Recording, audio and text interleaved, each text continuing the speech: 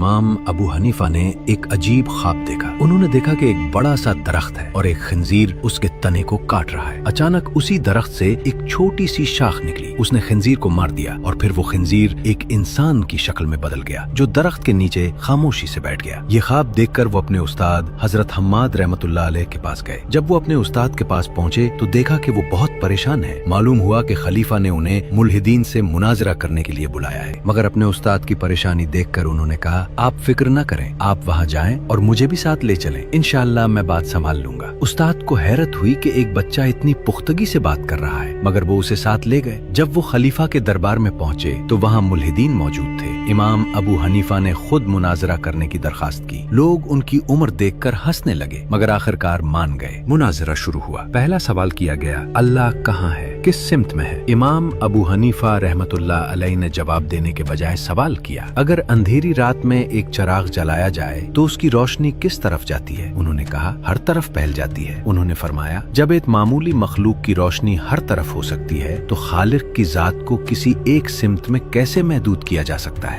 दूसरा सवाल किया गया, अल्लाह से पहले क्या था? उन्होंने पूछा, तुम गिनती जानते हो, एक से पहले क्या होता है? उन्होंने कहा, कुछ नहीं। उन्होंने फरमाया, जब अदद एक से पहले कुछ नहीं तो अल्लाह जो वाहिद है उससे पहले क्या हो सकता है? तीसरा सवाल किया गया, तुम्हारा रब उस वक्त क्या कर रहा है? इमाम अबू हनीफा ने कहा, तुम सब ऊंची जगह बैठे हो और मैं नीचे हूँ, तुम नीचे आ जाओ और मुझे ऊपर आने दो, फिर जवाब देता हूँ। जब वो मिंबर पर आए तो फरमाया, मेरा रब उस वक्त ये कर रहा है कि वो बातिल को नीचे ला रहा है और हक को बुलंद कर रहा है।